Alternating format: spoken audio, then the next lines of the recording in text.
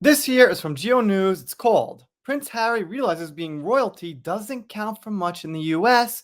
Prince Harry's royal status is reportedly not doing much for him in the US. From July 9th, 2024, let's see what we got. The couple have taken legal advice because they're seriously worried that if Donald Trump wins the next election, Harry's visa might be revoked. Trump has insisted that if Harry is found to have lied on his visa application about his admitted drug taking, he could be asked to leave the country, he added. And we know that Trump has made a couple of comments about Meghan Markle. I don't know legalities about the US and papers and legally immigrating and things, but I wouldn't be surprised if this happened. Harry initially thought this couldn't possibly happen to him as the normal rules don't apply to a royal prince, but he's increasingly realizing that in the US, being a prince doesn't actually count for very much, he concluded. And when you think about it, yeah, the title's been just kind of this thing people say, but it really carries no extra weight or extra respect or anything like that. I guess in a cultural way, you're kind of like, ah, that's cool. He calls himself a prince or something, but it doesn't actually give him any kind of authority.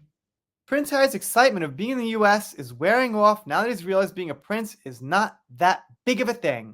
Harry, the Duke of Sussex, moved to the States after stepping down as a working royal in 2020 along with his wife Meghan Markle. Now, the duo live in their £12 million Montecito mansion with his two children, Prince Archie, 5, and Princess Lilibet, 2.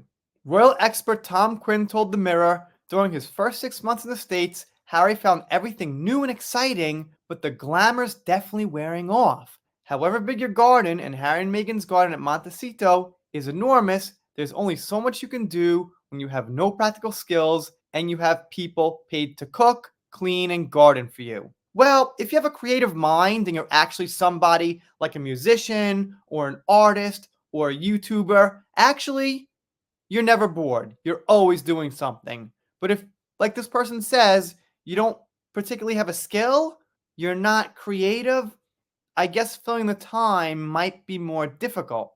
I've forgotten what it's like to be bored, mostly because of a family life, I guess, and a full-time job, and YouTube, there's just never empty time. But on days I do have off with an occasional vacation or something, I'm just making videos one after the other. There's always something I could do in Photoshop. I could always go to an old hobby if I ever felt a hint of boredom or taking a break from making videos. I could play guitar. I could always be creating something. But I could see if you're Meghan and Harry, you're like, oh, what do we do now? But that's my silly opinion. I don't know them personally. He noted that the lawsuit by the Heritage Foundation that questions his truthfulness in his visa application can threaten his stay in the States. Okay, so at one point, Trump said he's not a fan of Meghan, and recently he said this. Donald Trump says Prince Harry and Meghan Markle broke the Queen's heart. So my point is, well, he's not a fan of theirs. So if this did come across his desk, yeah, I don't know. Maybe he would say, well, this isn't legit. Maybe send them back to Britain.